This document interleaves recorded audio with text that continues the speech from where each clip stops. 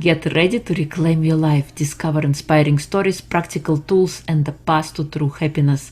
This is Reclaim Your Life with Irina. Let's begin the journey. Hello and welcome to Reclaim Your Life. Today's guest is François de Neuville. He's a former commando-paratrooper, a husband, an adventurer, an entrepreneur, and a tsunami survivor. As a high-performance coach, speaker, and author, he helps entrepreneurs, CEOs, and executives to master themselves, master their time, and create an epic life. Francois is joining us from Buenos Aires. Welcome. It is a pleasure to have you. Hi, Anna. Hi, everyone. Thank you. Thank you for having me today. Hello. So please share with us who you are. Who is Francois in your own words? So I'm from Belgium. Actually grew up there, and then I joined the military, and then I still have this desire to travel the world and explore. And that's what I one day I quit everything, quit my job, sold my car, my computer, put everything I had left in a backpack, and I left to travel the world. I met my wife on the way, a beautiful Dutch woman that I met in Indonesia, and we kept traveling together. And so it's been 7 years that we are living this nomadic lifestyle, and we absolutely love it. I think it's fascinating to be able to change from one country to another, discover new culture, new people, new languages. It's very exciting. And I do need this level of novelty in my life. I know some people have a lot of comfort and they really like it. I do value adventure and novelty above comfort and certainty. And so that's why everybody has a lifestyle that's corresponding, or at least that's why I encourage people to figure out the life that you want to live, not based on what society tells you to live, or parents or friends or school or whatever, but really based on what do you really want out of life, and then go create that. That's incredible. I love that. I want to try it someday too. Yeah, you should. It's amazing. But let me give you just something in there, because, a lot of time people are saying like, oh, you're nomad. And once again, this picture perfect of you working on the beach, drinking a cocktail on the Caribbean with the palm trees in the back. And like, yeah, there is part of that, but it's not because I'm living where you go on holiday that I'm on holiday all the time. Sometimes people confuse that. And it's really fascinating, because wherever you live, the environment is just different. But still do groceries, go to the hairdresser, I have friends, I work. I mean, the life is just kind of similar, right? The only difference is that when I want to take a break, well, I go swim in the Caribbean Sea or wherever I am. This is what I really want. I want to have the environment for when I get out of my routine that is really special to me. Yeah. So no, I'm not on holiday all the time. I'm just living abroad.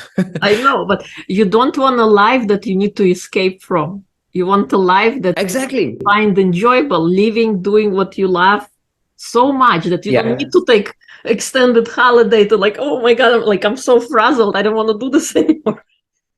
Exactly. And the biggest realization that I have is like, it's not because we live abroad, etc., or this crazy life, that I don't have problems. I have as many problems as you have. The only difference is that I committed to choose my problems. So I choose to deal with immigration papers, visa, etc., to be in another country when I don't have everything I'm used to have from my home country, to be in a culture where I need to learn the language, when I need to tolerate different things, when all of that are chosen, right? I choose my problem.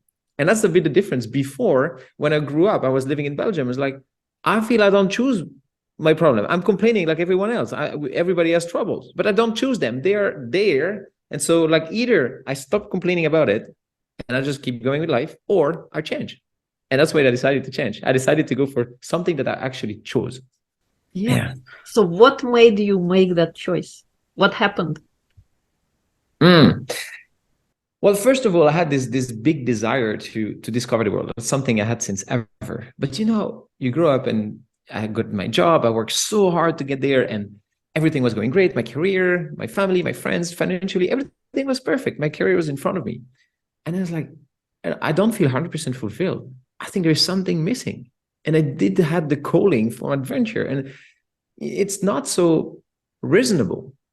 Like I want you, for all the listeners, to think about what is not really reasonable in your life right now to do, but it's something that you want to do.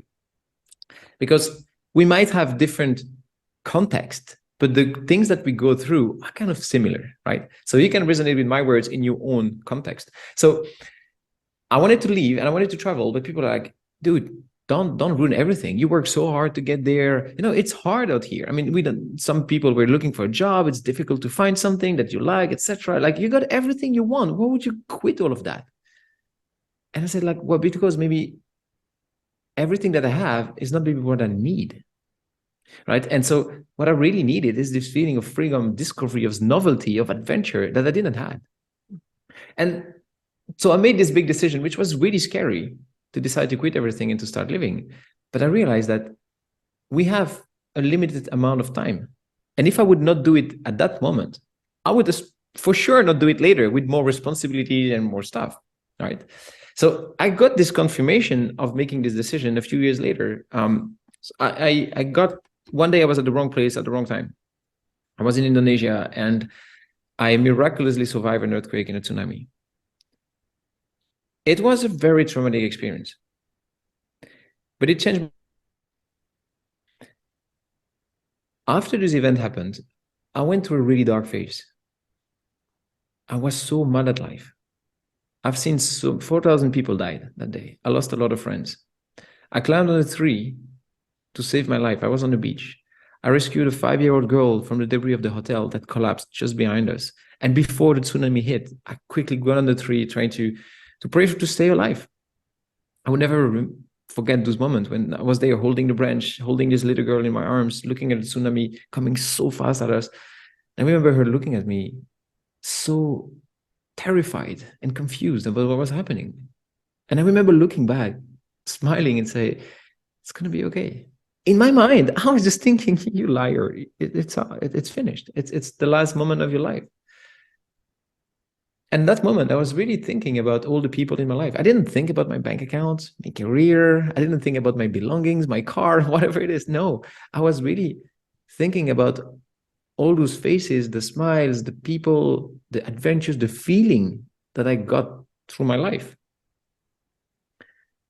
Miraculously, I survived the tsunami crashing on us. And after that, I really went to this deep, dark phase of trying to process everything that happened that day. And as I said, I was so frustrated at life. Like, come on, screw you. How can you do that to people? Life, like, I was really in a bad place. But one day I realized that for all the people that who lost their lives, I was still there. I got a second chance. Like, I got to make the most out of it, at least to honor their memory. And that's the moment I promised myself to live every single day of my life to the fullest and inspire other people to do the same. And so you said it in my introduction that I help people master the time. Yeah, because I realized that day two things: that we are all going to die. I'm sorry. And nobody knows when. Creepy. No, I don't want to be scary or whatever. This is just how it is, right? This is the journey of life. One day we're born, one day we die. That's it. And in between, this is what we call life. Now, we need to realize and to accept that we have a limited supply of time. We all tend to live with this illusion of infinite time. How do we do that? We keep postponing our best life for later. And that's what I was doing earlier. When I was there in my life thinking, I so want to travel. I'll do it next year. And the year after, well, maybe next summer. And the summer after, okay, maybe no, it's not the right time. Later and later, right? Now, for everyone listening, seriously, when was the last time that you said, I should, and did not do it? I'm sure the list is long, right? We keep postponing. Like, the best example, soon is January coming. What is in January? The New Year's resolution. For how long have you been postponing this decision and you dump everything in the poor month of January, right? We keep postponing stuff, yes, expecting that we're going to live longer in the future, etc. But the future is not given. We don't know what's going to happen there. We have no idea. And we expect it to be the way we want it. But hey, the hard truth is usually not what we expect it to be. It's usually something different. The universe has other plans for us, right? We want it a certain way and it gives something else. So every time we keep postponing your best life for later, we actually jeopardize the way we live. We actually put our happiness aside, right? Now, I want to give a distinction here that's sometimes confusing. I'm not saying like you need to YOLO everything in your life. Of course, you only live once, but it's not about They usually do sentence like make the most of it, live without regrets, you only live once, etc. It's usually used as a way to justify a negative behavior or an excessive behavior, like you're drinking too much, YOLO, you spending too much money, YOLO, whatever it is. Usually people don't say that while eating a salad, right? So the idea is actually to create what is my best life today and how can I live today my best life while preparing for my best life tomorrow. And this, for me, this is what it means to master your time, to make peace with time, realize that I'm not going to have enough time in my life to do everything that I want to do. That we just need to accept that. And when you accept that, you realize, whoa, my limited supply of time is very precious. I need to use it very carefully and to allocate it to what is the most important to me. But then comes the question, well, what is then the most important to you? Well, that's where the work starts. Because we tend to let success define who we are. Like most of the time when I ask people, what is success for you? What comes to your mind? I'm sure money, fame, cars, houses, followers, celebrity, or whatever it is. It is what we see. But after interviewing so many millionaires, etc., because money is usually the center response, you realize success and fulfillment are completely different. They are linked together, but they're different. I love this quote from Tony Robbins who said, success without fulfillment is the ultimate failure. Yeah, because when you have it all, but you still feel miserable, you're like, what the hell is wrong with me? I have millions in my bank account, I have the lifestyle that I want, but I feel so empty inside. And then you don't know where to start. Now, you see, the problem is that most people are chasing success their whole life to realize that it is fulfillment that they are after. So let's go backward from there. It's taking the time to actually think your life through, to actually think, what do I want in my life? What do I want to experience? How do I want to feel on a daily basis, on a yearly basis? What are the feelings that I really want? And when we know that, go create those things more in your life. Go, because this is what really matters.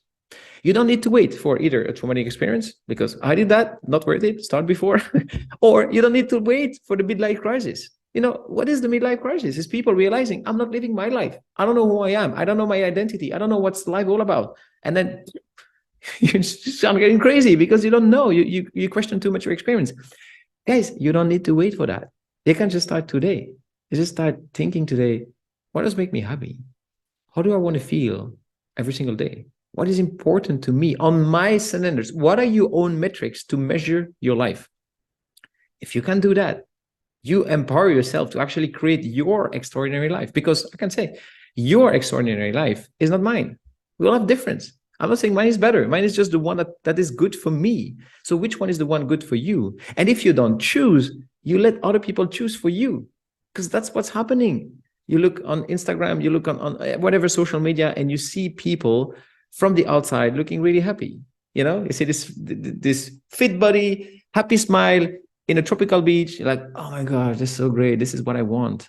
No, because you don't know. We compare how we feel from the inside to how they look from the outside.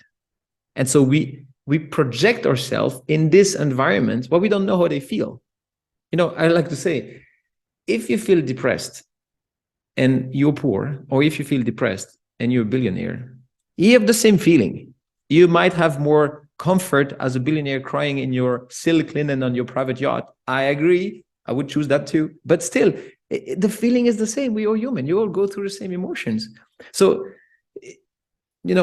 it's no point to have a lot of success but be really lonely, or being very rich and have a bad health. But what we want is to maximize all the different aspects of life. And to maximize that, to know what to do, well, you need to define that yourself.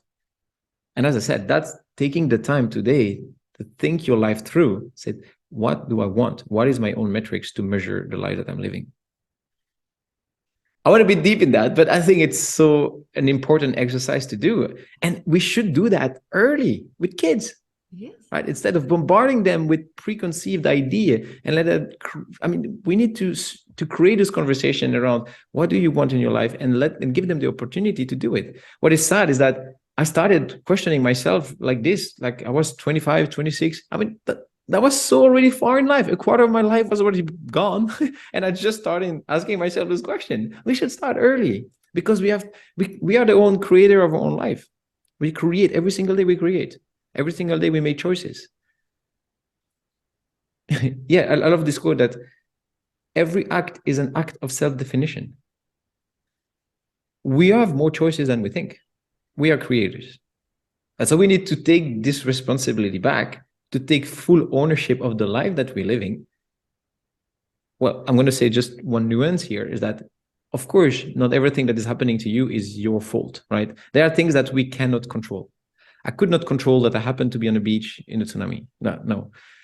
With my wife, we're going through infertility. It's been 5 years. We try to have kids and we can't. Unexplained. We don't know why. We can't control that. It makes us feel miserable. It's traumatizing, but we just can't do anything about it. But we can always control our own behavior and reaction to it. We can control our own thoughts. Not all the thoughts, but we can decide to focus on more empowering thoughts. We can decide to, no matter what, I do the best I can to live the best life I can. And that's taking back the power. That's taking back the responsibility to live your own life on your own terms and to everything you can. So you're not the victim of life, but you're a victor. I love to say this distinction that after this tsunami came, after I went to this deep PTSD dark phase of my life, I was feeling like a victim. Yeah, 100%. I was complaining and I was blaming the whole world for what happened there.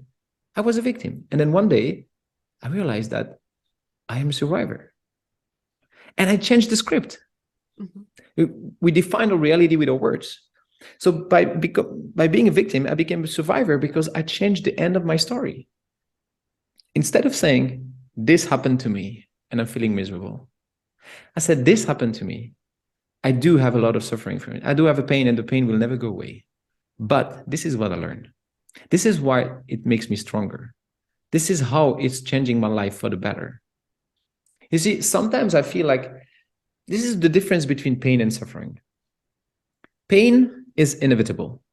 And I'm sorry, yes, Irina, you're going to have pain in your life. You had already and you will again. Because what pain is simply a signal from your body that something is not going right. It can be physically, like put your hand in the fire, alert, or it can be emotionally. When someone is hurting you, like, oh, it's hurting your feeling. Yeah. So it's a signal. And I'm so glad it's there, because imagine if you would not have pain, we would just die like this with no warning. So pain is really, really useful. The thing is, pain is temporary. Well, sometimes it was a bit longer, but it's actually triggered. The problem is how we deal with that pain. And as human, we usually don't accept the pain very well. So we create this suffering, and the suffering is just this non-acceptance of the pain. For example, you really traumatically, you lose your kid. It's very painful. But then after you deny that, you don't want to accept reality, you don't want to accept life as it is. And so you're fighting this thing that happened, but you can't change what is, you can't change what happened. And so you go into this bitterness, acidic reaction that is really toxic for the body. And the moment you can really accept what is and trust life, the suffering starts fading away. When I was dealing with this PTSD, I was really suffering for weeks on and off. And then one day I realized that, like, whoa, I need to make the most out of my life. I realized this was the game changer. I decided to reclaim my life that day. And that changed everything. From a victim, I became a survivor. And from there, I was empowered again. And so the suffering started fading away. I was talking with people, talking to the media, and they were asking me, how do you feel? I was just a few months after, like, well, I'm doing better. I'm doing fine. And I could imagine them thinking, oh, that must not have been that bad then. I don't know if they ever thought that, but sometimes I feel this is how we do, right now. We want to be validated for us. We feel like the longer I suffer, the bigger it makes the pain, which is bullshit. But let's be honest, it doesn't work this way. The pain is the pain. The time you're suffering doesn't make the pain bigger or not. It's just you accepting what happened. That's it. When you go through this phase of acceptance and stop fighting what you can't control, then you start let go and the suffering dissipates. No, it's never taking the pain away. I can tell you, every time I think back about what happened to me that day, I'm in pain. It's horrible. It's really difficult. But I don't carry it around every single day because I let it go of the suffering. I accepted what is. So pain is inevitable and suffering is optional. And so in our lives, we got to get as fast as possible to this place of letting go of the suffering. Now, when I say as far as possible, don't take me wrong either. We need to be able to express ourselves fully, to fully process the pain. This is the grieving period, right? We need to give space to that. It's very important. I'm not saying that you should ignore the pain, because the pain is a signal, and you need to listen to the signal it is giving you, because it's giving you valuable information about life and about how to keep going in the future, right? But you need to create this transition to be able to stop suffering, because suffering is a choice. No, I do know. You would have told me that a few weeks after, I would have punched you in the face. Sorry. I was not in the place to be able to hear that. And I do understand when we really heard, it's very challenging to move through these different phases. But that can be an active process. That can be something proactive. You can really work through different phases instead of letting happen to you. And once again, that's what I mean by you have more choices than you think. Yeah. You're so right, but you started so young. You say 26-year-old, still so much better than figuring it out when you retire. Like, where did my life went? You are so much far ahead. I had a kind of loss of identity crisis when after my breakup, and I didn't know who I was anymore, and I was in my late 30s. So you have so much more life to live, and I so agree with you that oftentimes we wait for something to become happy, or we delay everything because we think, I'm gonna do it next year or whatever, and it never comes. And you realize, where did your life go? Did you actually truly live your life, or did you just did something because your parents wanted you to do it, or your society, or you wanted to fit in? It's like you live for other people. You have your family and you want to be together, but we all have our individual pathways. We all have our individual talents and gifts, and if we don't fulfill them, then they just go to waste, and then we end up being depressed or feeling loss of life. And the greatest, I call it, richest place on earth is actually the cemetery, where people who didn't follow their dreams, buried their ideas, maybe it's a mass cancer research or something beautiful and great that they were too afraid to follow. So I commend you for making that decision and taking yourself, living in an uncertainty, but actually following your dream and doing the things that are important to you, because you realized at your early 20-year-old that life is too short. You gotta do what you're happy about. It's never too late, and it's never too early. And what I can say to everyone is, just stop postponing your best life for later. Stop pretending that you will do it later. Stop lying to yourself. You don't know what's going to happen later. You really don't. And I like to say, you can be great or you can make excuses, but you can be both at the same time. You got to choose. Do you make excuses for yourself today? Well, just own it. Own it that you don't want to start. And maybe that's not as high as a priority as you want it to be. And that's also okay. But I think we should stop lying to ourselves, to the reality that we are living. We kind of want to close our eyes and hope it's not there anymore, but that's not true, right? So I think by taking power again over the situation, you can really start doing better things in your life. Now, what's important to keep in mind as well, we say in the paratroopers, don't jump without a parachute, right? So by that, I mean, wherever you are and you're listening, wherever you are at, I'm not saying quit everything and do your dream. Like, whoa, let's slow down a little bit, right? This is something to commit to. This is something to prepare. But there is nothing more bullshit than waiting for the perfect time. The perfect time is never happening. There is never a perfect time. There will always be something, right? Always. And I think we can all relate to that. When you say, oh, I'll do that when, and then when this moment happened, you're like, oh yeah, but this, and then it's raining and it's my cat's birthday or whatever it is. We find excuses, right? And so we keep finding excuses. Well, I'm really encouraging you today to do a reality check. I like to say, listen to the scale, listen to your bank account, listen to the mirror. They don't lie. It's maybe not what you want to hear, but it's most likely what you need to hear. And having this reality check more often is really helping to be able to adjust course in your life. And sometimes when we wait too long, the steps are so big that it's really overwhelming. But it should be a bit scary. It should be a bit scary to make this decision to go create your own life, because it's a bit going against the mainstream. It's a bit going against what society wants you to do. It's actually going for things that are important for yourself. And sometimes we doubt those things. But let me tell you, if it's not exciting and scary enough, it's not worth pursuing. It has to create this feeling of excitement, like, oh, it's a bit scary. It's very exciting at the same time. And then you're going in the right direction.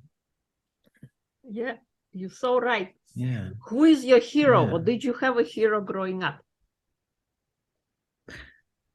Not really.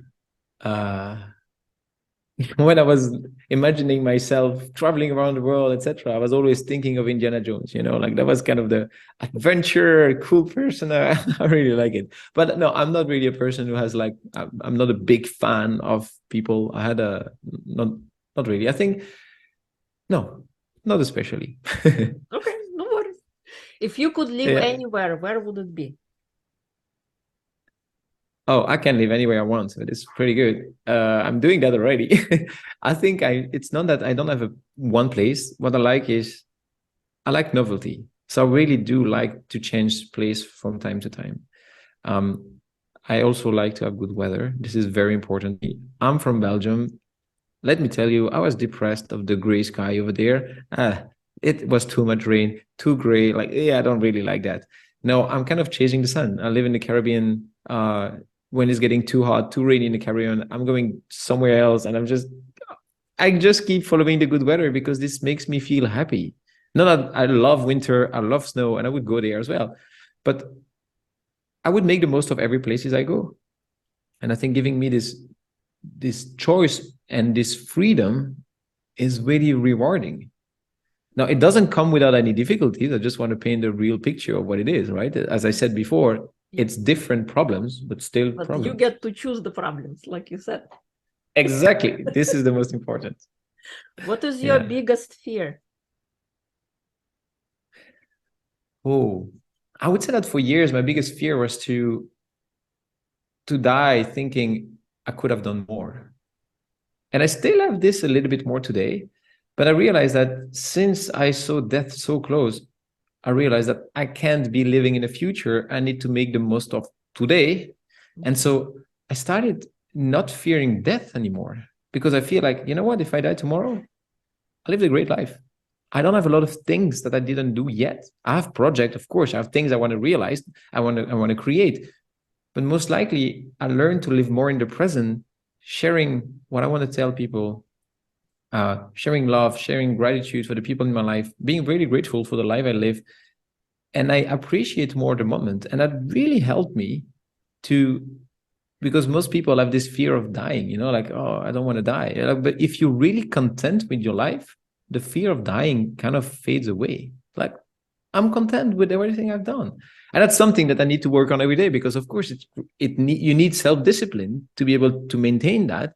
Because let's face it, the society, the way it is, it's not really helping you with all those distractions, all the people fighting for your own attention. It requires a lot of effort to actually dedicate yourself to yourself, right? It's easy to open Netflix and watch 3 days of series, right? Or to keep your phone on. The social media is distracting. Everything is pulling you all apart to dissociate you with your own reality. And so if you don't put the discipline there to actually do what really matters consistently, day after day, and commit it for the long term, then once again, you feel like you don't really live. But so I really want to tell to everyone, how do you spend your time? Every second is your life that is ticking away. That's a scary thought. The first time I was realizing that, like, whoa, yeah, every day, every moment, I have less time. And it's gone. I can never have it back. Your friends, your business, money, you can always make it back. You can lose it, it comes and goes. This is how it is. This is not static. This is not static. But time, no. Time is going away, is running out the way you want it or not. So every time you do something, every single day, how do you create yourself? How do you define yourself? By your action, by your words, by how you interact with you and with other people in your life. When you can create intentionality about that, you live with more intention. When we live with more intention, you get closer and closer to the life that you really want to live. And when you live that life, or just the construction of that life, you start feeling really content. And there's this feeling of peace and bliss that is filling you up. Yeah. And that's something to go to. Yeah. What would you change about yourself if you could? Whoa. I have to say that this is a very interesting question. I was just giving a talk about compassion today, and I explored a subject about being compassionate for yourself and for others. And I think that that's tackle a bit this being compassionate for yourself. Sometimes we want to change what we can't. And nowadays we can change more things about our bodies that we should be able to. That's just my own opinion. But being able to give yourself compassion is very important. Accepting what you can control is very important. And then changing what you can.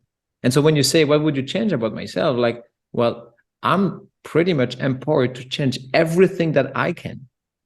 And it means mastering my body, mastering my mind, mastering my emotions, mastering spirituality.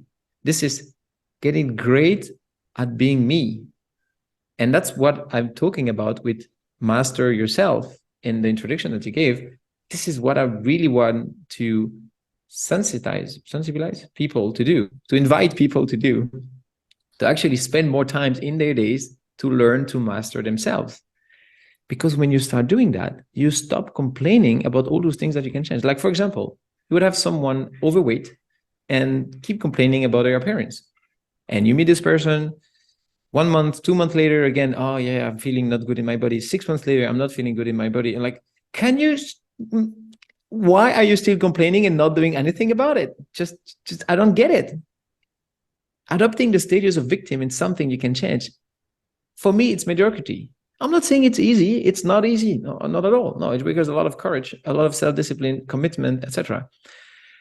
But realizing that you have more choices than you think is really powerful. So whatever you can change about yourself, go change it instead of complaining about having something you don't want, right? And for what you can change, have self-compassion about it. I think and self-compassion, this is also part of self-mastery, is learning to master your mind and your emotions. So actually you can change pretty much everything, right? Maybe you cannot change the situation that is happening to you, but then you can change the way you react to it. So in the end, you can always change everything, right? Yes, totally. I totally agree with you that we can change anything we like. If it's something we don't like, we can change it. We don't need to complain about it. We change how we very react. simple, but not easy. Yes, definitely. Yeah. What motivates you to work? Well, going with that, yes. Sorry. Going with that, I want to say that often people wait too long to get help, right? For fear of being judged, for shame, or for whatever it is. But we need to seek for help more often. There's nothing bad, nothing wrong to say, hey, I need help right now. And that's something that I also learned with the years. Like, no, I'm really not shy to say, I need help with that. Who can support me? Either with professionals, like if you want to work with a therapist, with a psychologist, with a coach, or with a trainer, or whatever it is, that's great. But if you don't want to invest money, if you have no money to invest, you can always have a buddy that is helping you. Or going online, looking for free advices and free support. It's existing there. There is a group for everything and everything you can imagine now on Facebook, on the internet, whatever. So we can always join other people, peers that are actually working towards the same direction. That's what I mean by getting help. You don't have to do it everything alone, and you should not. You should be able to seek for help, paid or free. I mean, it's there, it's available. So this is once again, decide to take control about it and just surround yourself in a positive environment so you can actually, it's helping you grow, right? Yes, I totally agree with you about forming positive circles, surrounding yourself with people who see more in you than you see in yourself, or become who you want to become. Surround yourself with those people as well. Exactly. Yeah. So what motivates you to work hard?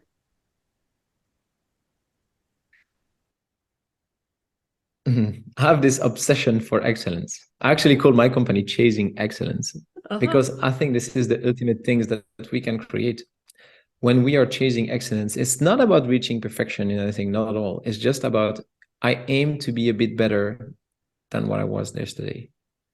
It's this self-competition, this intrinsic reward of evolving, right? Of growing. It's one of your words about reclaiming your life. Yeah, grow is center of all of that. And so I am really motivated. I love this quote from Emil Coué. Every day, in every way, I'm getting better and better.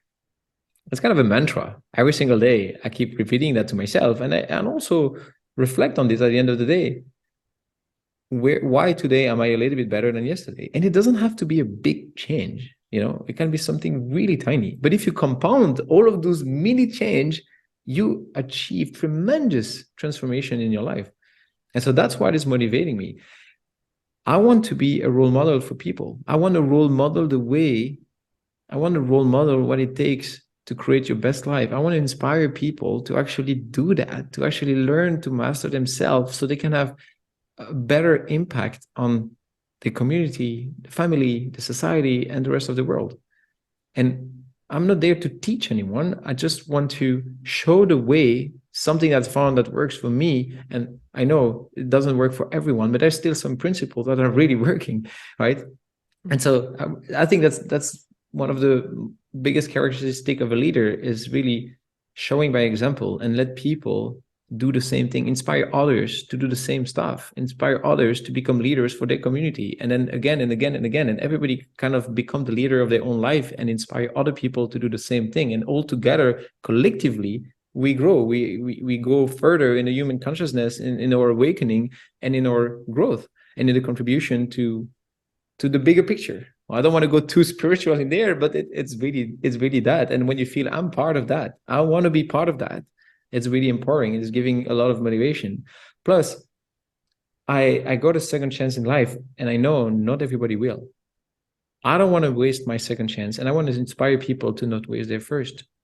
That comes from deep inside. This mission. Every time I tap into this obsessive desire that I have to make this world better, and that's really helping me to find the courage, the strength, the motivation, the drive, the grit to keep pushing forward. Amazing. I love that. I want to do the same. Inspire. Yeah, you do already. Yeah, but you do already. Creating this podcast, having people, you're helping me so much by helping me share my message, and you're supporting so many people as well. And so this is this collaborative growth, right? That is very important. So thank you for doing it. You're welcome. What is your favorite thing about your career? I think there is nothing more rewarding to see people grow, right? When I'm coaching people, I see where they start. I help them unleash this ambition, to live better, to dream bigger, and to grow. I mean, so funny, live, dream, grow. This is really reclaiming their life. But this is all about that. And when you see someone really changing completely their perspective about the world, the way they show up as a husband, as a wife, as a father, as a mother, as a friend, as a son, as an employee, or as a leader, this is so beautiful to see someone reclaiming his life and actually creating the life that is full creative expression, that represent this person. Witnessing the growth in other people is giving me so much fulfillment, and I think that's one of my favorite things to I'm feeling so blessed and honored to witness that in people. Yeah. It's amazing because you can see the fruits of your labor right in front of your eyes. You're not 20 people removed. It's right there, face to face. Yeah, definitely. Yeah. What is your favorite book to read? It's called The Illusion of Time, 11 Lessons How Not to Suck at Life. And it's written by me.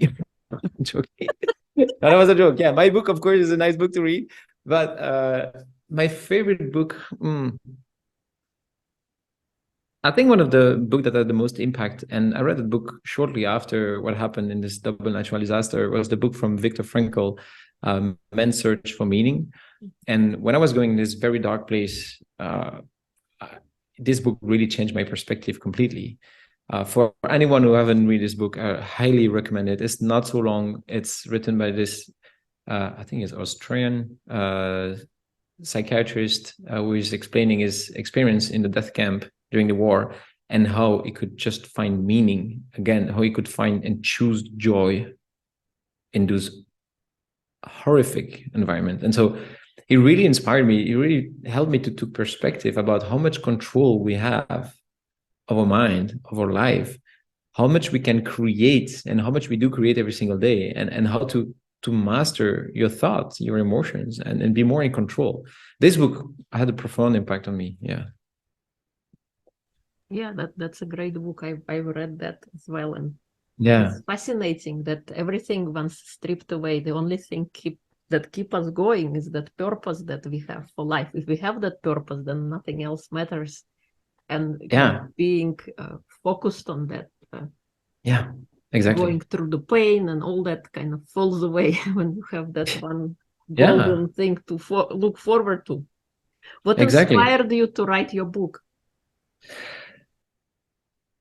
Well, it was an interesting story. Actually, I wrote the first page of the book 4 years ago, just after the events. And I started writing it, and then oh, no, I can't do it.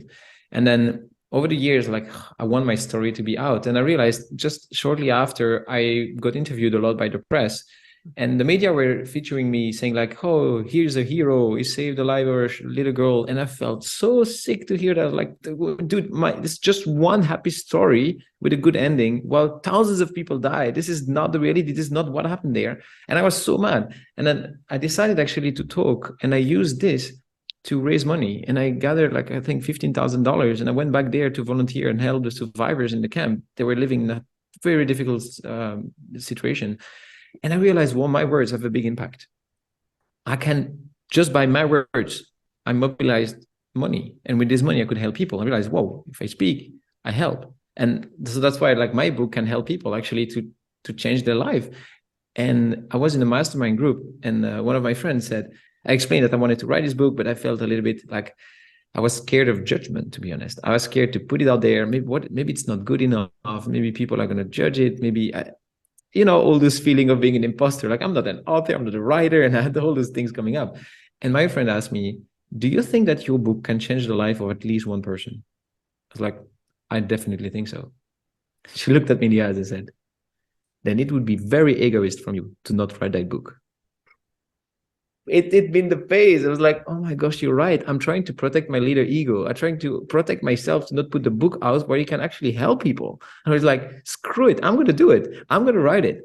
And then I really focused on it for about a year. And it was intense to write a book. It's quite a journey. I'm not going to lie. Seriously, it was really intense, especially in the beginning of the book when I shared the story of what happened there. I had to go back in time and go re-experience those moments. It was so painful, so difficult, because I wanted to describe it as accurately as possible. But in a way, that was kind of my therapy. My book was my therapy. Writing it really helped me to express a lot, to exteriorize things, to process feelings, etc., and put things into words. And now that I know that by doing this, it was not comfortable at all. Really, it took me a lot of courage, but by doing it, it helped me. And knowing that it's probably going to help people was also hey, I'm not doing this only for myself. I'm doing this for others. And that really gave me the drive to keep going and to keep writing it. Yes, that's beautiful. And I've written chapters in books, so I can say that this is so therapeutic, and it takes a lot of courage to share vulnerable things about yourself and how you feel. But in the same way, it allows you as a writer to experience the therapy, experience the forgiveness or gratitude for what has happened and how it changed you, and what lessons you learned. So awesome. Exactly. And in my book, it's raw. It's just how I felt. Is the shitty part, the happy part. I just put it all, and I use my stories to draw lessons out of that is applicable for everyone. It's not a book about me. It's just my context of how I learn things. And so when you read it, you really understand how to apply that for yourself. It's just through my context, you get the point. And I've been really vulnerable in it. I share different stories, what happened there, also the PTSD after, how we went through later to difficulties in a relationship with my wife, going through infertility, how we had to navigate all of that. And so I wrote the book, and it was the first time I sent it to someone, I was so nervous, thinking, man, this is my whole life in there. This is really me. There is no barrier. There's no protection. This is just raw. And I know some people are going to I'm going to put negative comments on it. I mean, there are haters everywhere, like it doesn't matter. I like to say to people, whatever you say, whatever you do, some people are going to hate you, some people are going to love you, right? So let's be you. Let's be the real authentic you, because anyway, people are going to complain about it. So be you. Be you, because everybody else is already taken. Exactly. Yeah. Awesome. Is there anything I haven't asked that you would like to share?